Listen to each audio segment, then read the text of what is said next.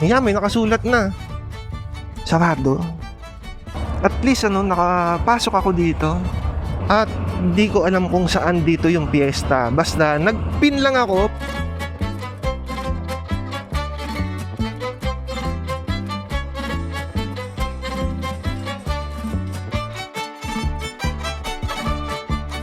Eto, may kumpulan ng tao dito. Check natin, baka sakaling may makuha ng libre. Ayan, hello sa inyo mga halabibs. Nandito tayo ngayon sa San Pablo, Laguna. At para sa ride na to, ang punta natin ay sa Lucban, Quezon. At syempre, special to ngayon dahil hindi lang basta Lucban, Quezon ang pupuntahan natin. Kasi ngayon ay May 15. At kung ano yung meron sa May 15 sa Lucban, yun yung araw ng Pahiyas Festival. At syempre nakaka-excite kasi hindi pa ako nakakapunta doon. At matagal ko nang gusto na makapunta doon. At sana maging maganda yung experience ko. Kasi dating-dati pa talaga gusto kong pumunta doon. Kaso lang hindi ko alam tuwing kailan yung Pahiyas Festival. At saka yun nga, naeengganyo ako kasi sa tuwing makikita ko siya sa mga balita na idinaraos yung Pahiyas Festival, wala na, parang late na, parang tapos na yung festival. So wala na akong chance na makapunta doon kung hindi susunod na taon, hanggat sa ilang beses lang nangyari sa akin yun. Kaya ito, ngayon nakaka-excite syempre kasi nga may experience ko na siya. Syempre sana safe ako na dumating doon. Yun yung mahalaga. Okay, ano yun? Ano yun? Makaway siya. Hindi ko alam kung pumapara. At ang oras natin ngayon 5:36 na ng umaga. Medyo late na kasi ang expectation ko sana, or yung nasa plano ko sana, alas 6 ng umaga ay nandun na ako sa Lucban. Kaso lang medyo na-late na ako ng oras ng alis ng bahay. Past 3 na ako nakaalis kasi alam mo yun, sa sobrang excite ko, ang aga ko nahiga, alas 8 pa lang nung gabi, nakahiga na ako doon. Tapos alas 12, gising pa rin ako. Hindi ko alam, hindi ako makatulog. Hindi nga ako nakainom ng melatonin At ngayon, medyo pa rin yung boses ko, parang inaantok pa rin ako. Pero okay lang yan, kaya naman. At alam ko rin naman na kapag hindi ko na kaya, hahanap ako ng mahihintuan para makatulog. Kasi syempre, priority ko yung kaligtasan ko. Alam nyo mga halabibs, 2 weeks bago itong Pahiyas Festival ay naghahanap na ako ng matutuluyan banda sa Lucban, Quezon, or kahit na yung malapit na bayan doon. Kaso lang, halos lahat puno na, fully book na. O kung meron man na hindi fully book, napakamahal.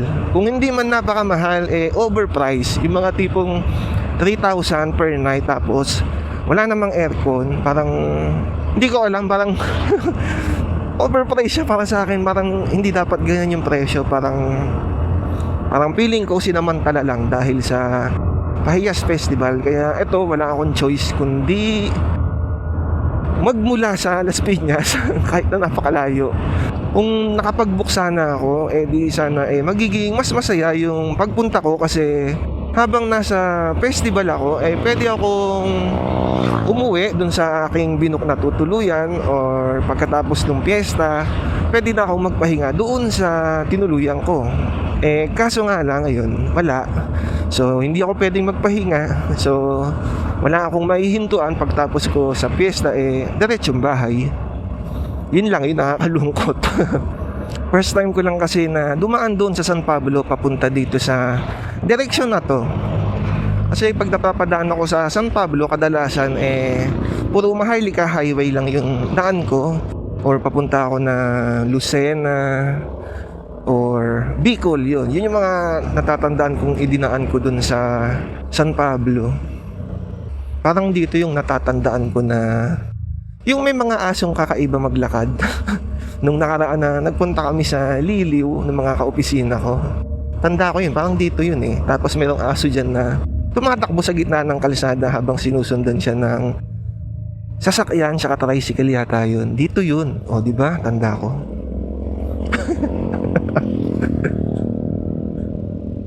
Ewan ko ba, medyo nagiging pamilyar na ako sa kalsada banda dito. O yan nga, Nagcarlan, Parine sa Nagcarlan. Ang saya po ko. Yun. Hindi ko naintindihan. Siguro yung Parine, halina, parang pumunta ka dito. Pumunta dito, parang yun yung intindi ko doon. Ang bilis, no? Liliw ka agad. Ito, ano to? Mahayhay, Laguna. Actually, kinakatakot ko dito para sa pagpunta dito ng maaga ay yung dumating ako dito sa area na to ng madilim pa kasi ina-expect ko na walang mga ilaw dito, yung mga poste. Ayan, parang wala nga. Wala nga ilaw yung mga poste. Kaya yan yung iniiwasan kung dumating dito ng madilim pa kasi hirap ako sa madilim. At yun nga, mga sigsag kasi dito, banda dito sa Mahayhay. Kaya yun, iniiwasan ko. Kaya kung kayo din ay ganun, iwasan nyo yung dumaan dito ng madilim. Hindi ko alam kung malapit na to sa Quezon eh. Wow, ang ganda. Ganda ng view. Lamig dito ah. May lamig yung lugar. Okay, dito tayo sa kanan.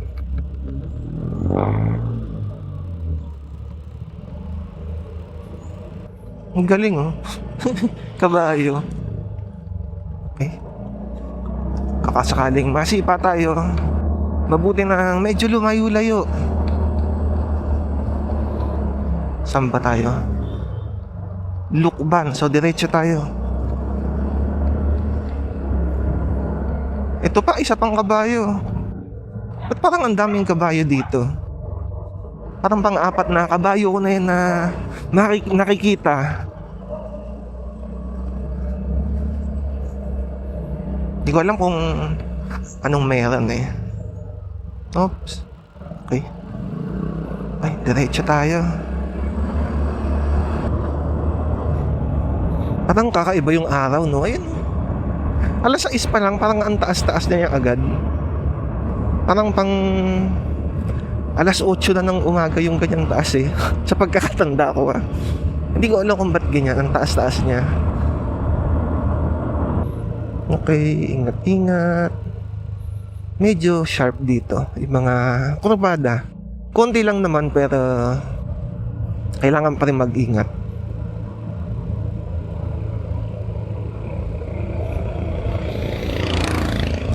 Ganda talaga. Dalitiwan Resort. Hindi pa ako nakakapunta dyan. Nakikita ko lang yan madalas sa social media. Kasi pag nakikita ko, parang ang dami ng tao. Ayoko pa naman ng mga ganun na madaming tao. Okay, na-stuck tayo dito sa tricycle, sa sigsag, paakyat. Mahirap umu-overtake. Yan, bumibilis na ulit. Nakalagpas din dun sa tricycle. At tagal namin na umaakyat, nakapila kami dun. Talagang makikita mo, gumagano yung mga sasakyan. Tapos yung malaman-laman mo, may tricycle pala sa harap. At ito, mukhang malapit-lapit na tayo sa Lukban kasi medyo tanda ko na to. At saka nakikita ko na yung Mount Banahaw doon. Medyo malabo nga lang kasi merong fog of war. Hindi ko alam tawag doon eh. Parang, basta, yun yung tawag doon sa mga laro. Ano to? May mga naka-gown. Flores de Mayo.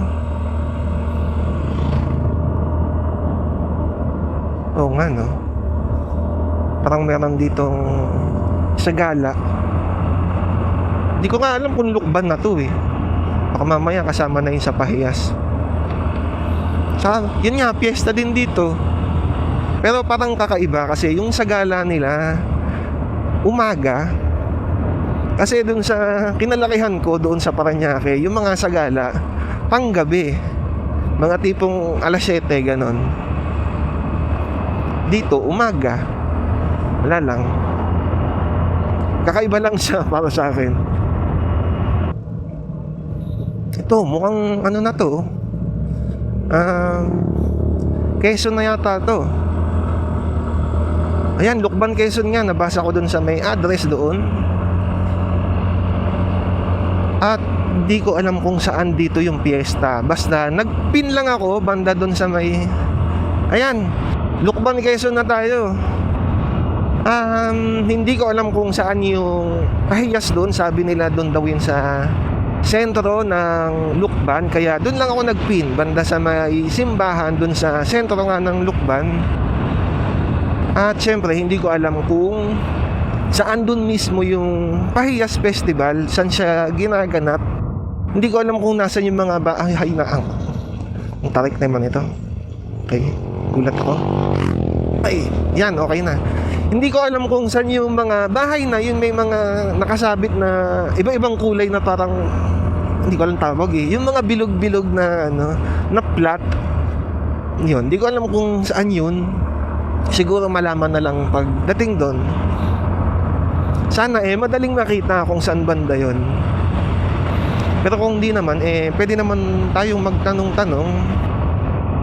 At syempre, ako na-excite na ako, nandito na sa Lukban. At matagal ko na itong hinihintay, itong makapunta dito sa Pahiyas Festival. Parang ito nga yata yung unang beses ko na makakadalo sa festival na ganon. Kasi yung mga napupuntahan kong na mga piyesta yung mga tipong mga barangay level. Kunyari, piyesta ng Santo Niño, anong meron doon sa Dalawang Ibon? Dito sila sa gitna ng kalsada na yun nga, Diligawan yata. Yun, mabalik tayo dun sa sinasabi ko. Yung mga napupuntahan ko kasi mga piyesta or festival, yung mga tipong barangay level. Halimbawa, piyesta ng Santo Niño, ganon. O kaya itong nakaraan lang, itong May 1, yung piyesta ng San Jose. Ayun, mga ganong piyesta ang naatinan ko. Hindi yung katulad ng... Aray ko. Okay, nasa Lukban na nga tayo. Nakaramdam na tayo ng lubak. Okay, mabalik ulit tayo. Hindi katulad ng mga... Eto nga, tulad nitong Pahiyas. O kaya yung iba pa, yung Panagbenga. Yung mga ganong klaseng festival, hindi ko pa natatry. At eto, malapit ko na ma-experience yun. Kasama kayo syempre. Ano to? Sarado.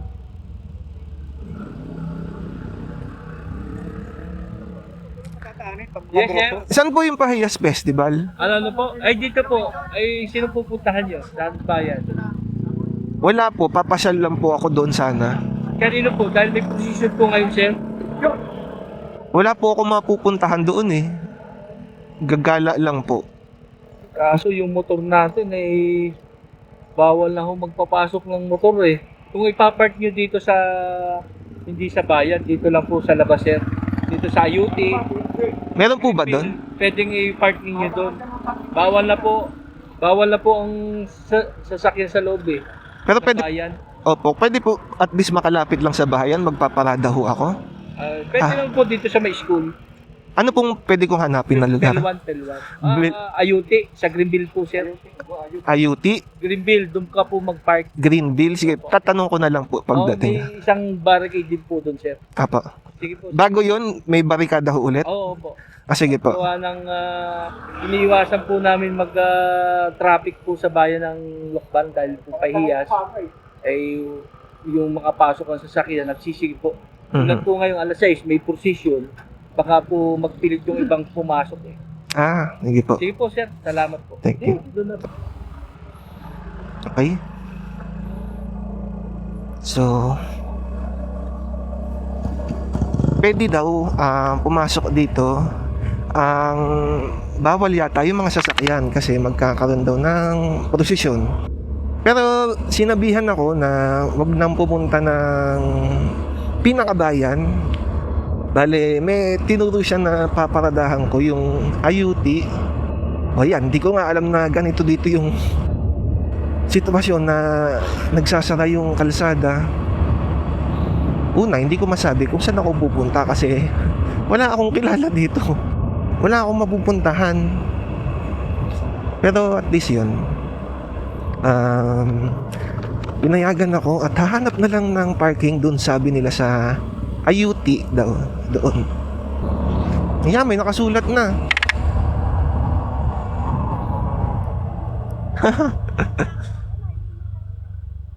Ayan na tayo. Naka-excite pa. Lalo nung nakita ko yung arko. At least nakapasok ako dito. Para hindi ako paparada sa malayo. Kasi pag pumarada ako sa malayo, ang layo ng lalakarin ko papunta sa bayan. At yan, nalaman ko na sa bayan pala yung pinakapahiyas nga, nandun yung mga bahay-bahay.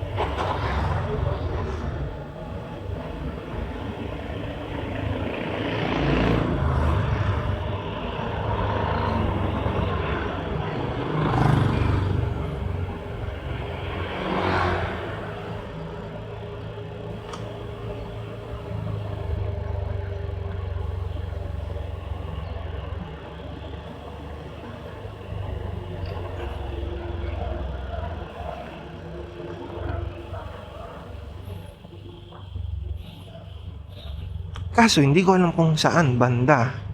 Parang nasa sentro na tayo. Kasi madami ng mga bahay-bahay at mukhang medyo busy na yung paligid. Pero wala pa ako nakikitang mga bahay na yung makulay, yun nga, yung may mga nakasabit nga. Wala pa ako nakikita. At di ko pa rin nakikita yung Ayuti. Okay. Ito na yung pinin ko na simbahan. Kaso, hindi ko alam kung saan yung Ayuti. Ito na nga! Saan yun? Ayuti. Hindi ko makita. Excuse me po. Saan po yung Ayuti? Ngayon, dapat sa kayo. Ngayon, maraming kahoy. Saan po pwede magparada? Sabi sa akin doon daw po magpaparada sa Ayuti daw. Hindi na nga po. One way po dito? Kaya po yun. Eto, pwede dito? Kahit hanggang mamaya, okay lang ho. Dito daw, sabi ni Kuya.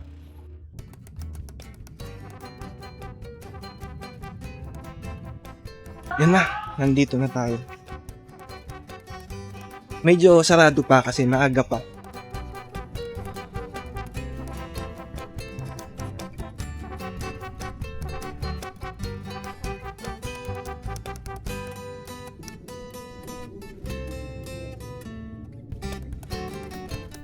May mga kalabaw.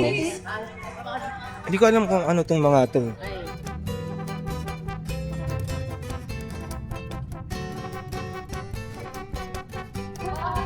Hanap tayong almusal at hindi pa ako nakain. Ay, ito. Ito yung sinasabi ko sa inyo na parang bilog. Yung may kulay. Iba-iba kulay, oh. Yellow, red, orange ba to? Orange. Ito, red. Ito pala, may kulay pa sa taas. Hindi ko alam kung ano to eh. Parang madaling masira. At ayokong hawakan ng hawakan. Ayokong hawakan ng hawakan. Kasi mukhang madali siyang masira. Parang brittle. Pansit po, magkano? Isa po. Marami hong tao dito pag ano? Mahirap po. Apo? Mamaya ho. Ay, baka po mas marami. Ito konti pa ho. Opo. Ano po ibig sabihin ng pancit hap-hap? Ha? Ano po ibig sabihin ng pancit hap-hap? Nag-experience kasi tato. Hab yung binagat. Hap-hap yung gano'n yung Sa pagka... dahon po talaga yung binagat. Kasi ang hirap eh. Ay, po.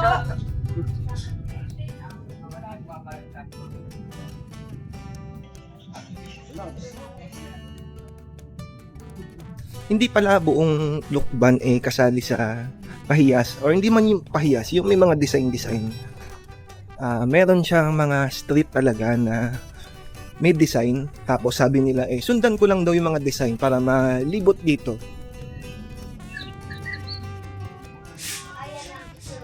Ang galing Hindi lang bahay, kahit yung mga negosyo na nasa kalsada sumasali sila sa design.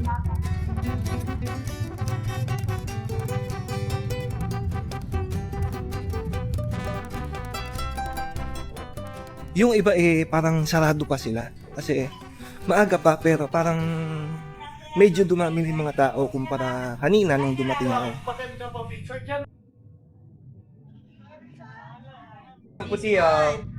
Dalawang chance dito, tapos kailangan natin makakuha ng dalawang same color. Sabay tayo dito, mga 90s tayo. Anong gagawin ko? Sir, okay ka na, ready ka na. Dalawang chances tayo po. Kapag kailangan makakuha tayo ng two same color. Nabubunot muna dito. Hindi po, ano muna, kailangan makadalawa. Dalawa na. Same color. Same color. Kahit anong color, basta dalawang same. Bunot. Ready? Okay na. Yes, one. Whoops. Balik natin. Para may Ako, chance sana. pa. Malas! Huwag kang mag-alala dahil we believe in second chance. Pwede ikaw ang mag-ayos. Sige. Ayan, ikaw tanggalin ko natin. Yan. Kasi nung dati, tinitignan ko yung likod. Ah, okay. Kung ano yung likod. Dati. Yun yung dating ginagawa ko Parang same lang din naman ata ngayon. Nakikihila lang naman ako, hindi ako naglalaro. Sana. Ay, tabla pa din yung isa. Sir marami. Meron na. Go! Wala talaga. Consolation prize! Thank you Thank you so po, thank you. much!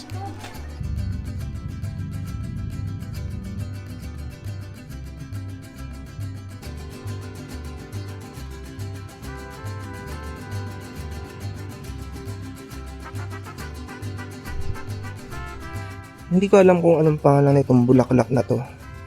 Madalas ko yan nakikita sa mga garden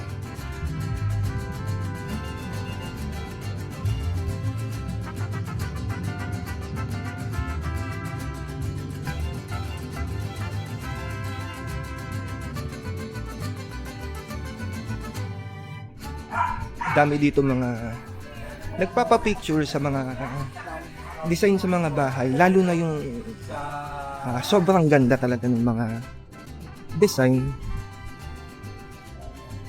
Kaso mag-isa lang ako kaya medyo nakakahiya magpa-picture. Pero kinakapalan ko na lang yung mukha ko.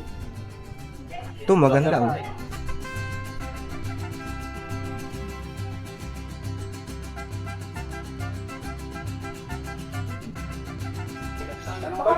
Gano kaya nila katagal yung ginagawa? No? Kasi parang mukhang matrabaho gawin. Pero ang ganda at saka nakakatuwa. Hindi ko alam kung ano yung mga bilog-bilog na yun Yung manipis. Yun. Ito. Hindi ko alam kung ano to Pero yan. May mga binibenta niyang kanina na piniprito. So, niluluto pala siya. Try ko mamaya makabili.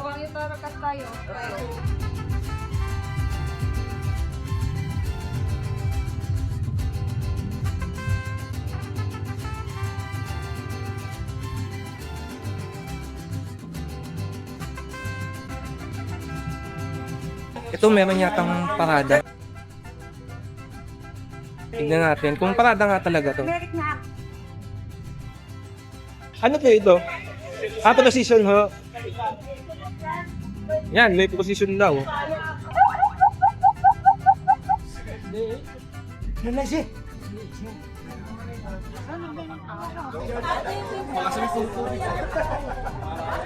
Ito na yung mga kalabaw kanina sa simbahan.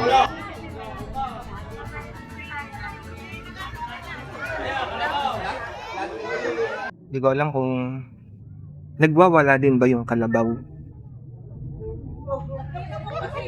Sila yung nanalo.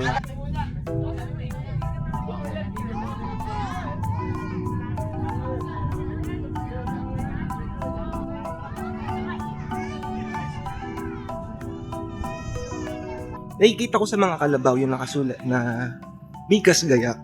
At tinanong ko yung isa doon kung ano yun. Ibig sabihin nun, sabi nila, yung bigas daw yung sa kalabaw yung hinihila daw. Tapos yung gayak yung design ng hinihila ng kalabaw. So yung pala yung ibig sabihin nun. Ang galing. Puro bulaklak yung design nito kabila. Ang ganda.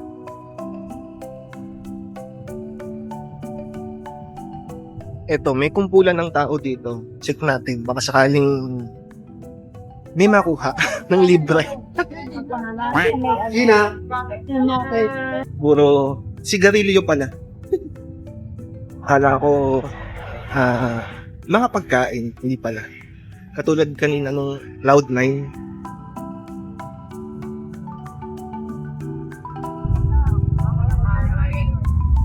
Magkano po sa anong ganisa? 25.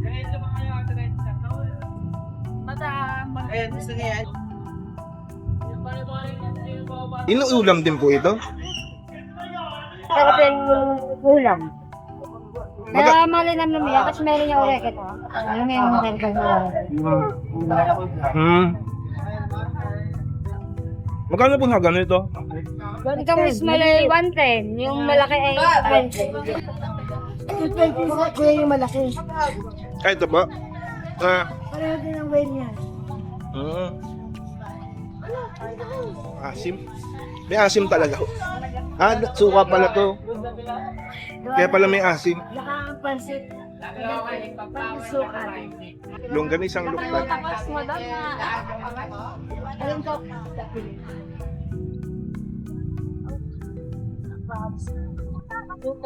Sarap ng longganisang lukban. Galang-galang kanin.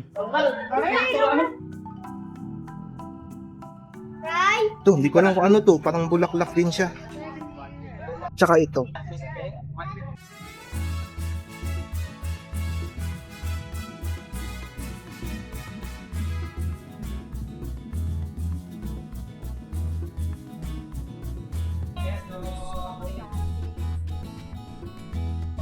Mukhang sila yung mga nag-i-score dito sa mga design. Mukha kasi meron silang sinusulat eh. Tapos meron silang folder, tapos minsan nagbubulungan sila na parang ayun, may komento sila.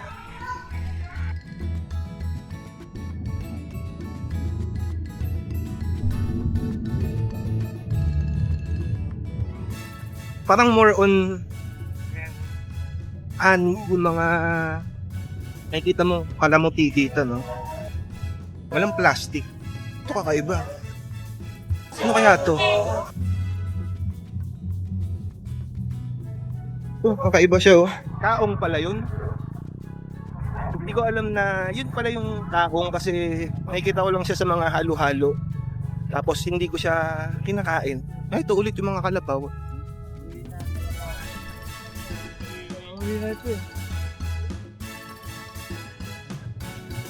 Pansin ko dito, parang usong-uso dito yung tugtog na hawak mo ang beat. Ilang beses puro ganun yung nadidinig ko.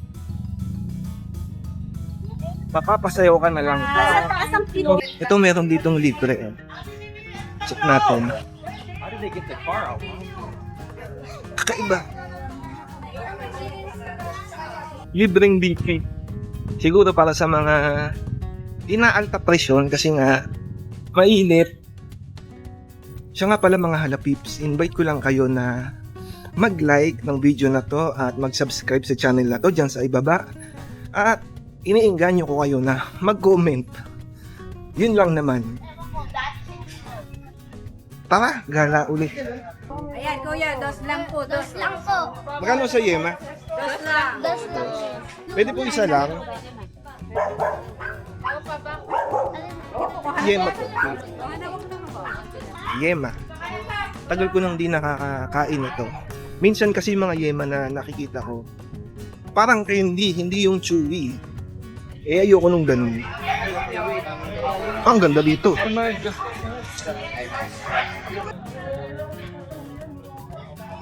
Sarap siya. Chewy.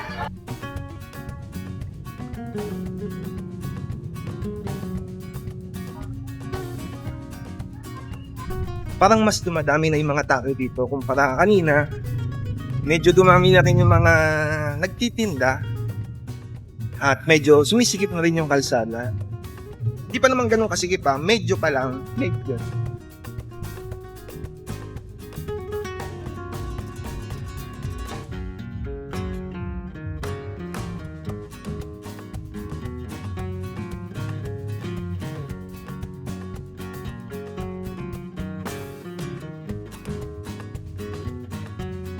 Yan po yung ginagamit dito sa law.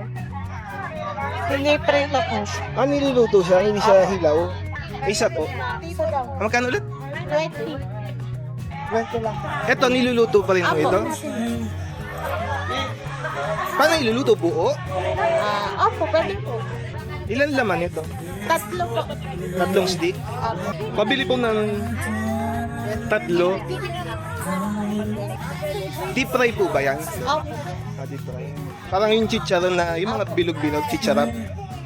Yan, bumili ako na ito para matikman. Ito yung keeping, luto na daw to. So, niluluto pala yun yung mga nakapalamuti dito. So, ito yung kinuha ko, keeping. 30 pesos isa. Bumili ako ng 3, pampasalubong. At ito na yung keeping.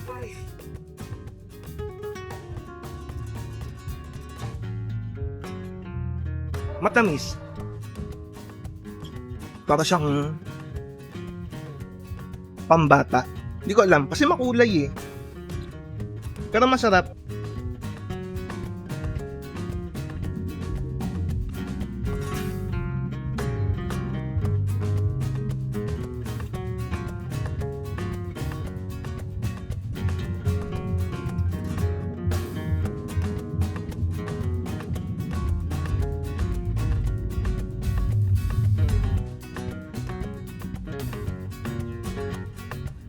Nagugutom na ako. Hanap na ng makakainan.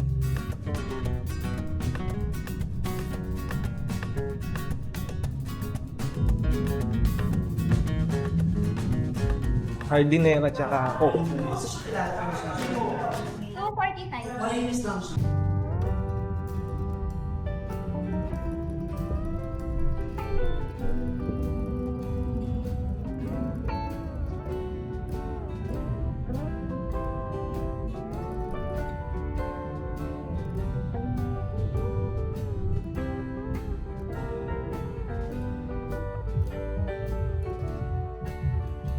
Grabe na yung init ngayon dito kasi tanghali na. Tingin ko naman nakita ko na lahat. Ang ganda dito. Yun lang, ang init na tsaka ang dami ng tao. Pero ang saya dito, ang ganda ng experience kahit na first time ko lang. Ang ganda. Nag-enjoy ako kakalakad dito, hindi ko alam kung ilang beses na akong nagpabalik-balik sa mga kalsada dito. Nakakatuwa tong experience na to. Sabi nila, mas maganda daw dito kapag gabi kasi may mga ilaw daw yung mga design. Eh kaso, hindi ko naaabutin yun kasi wala akong tutuluyan dito. Wala akong nabook. Kaya wala akong choice kung hindi umuwi. So, yan lang mga Hello Peeps. Maraming salamat sa pagnood ng video na to. Sana ay nagustuhan nyo. Muli pa-like and subscribe na lang. At hanggang sa susunod na ride. Bye-bye. Ang init na. Hindi ko na alam kung saan ako nagparada.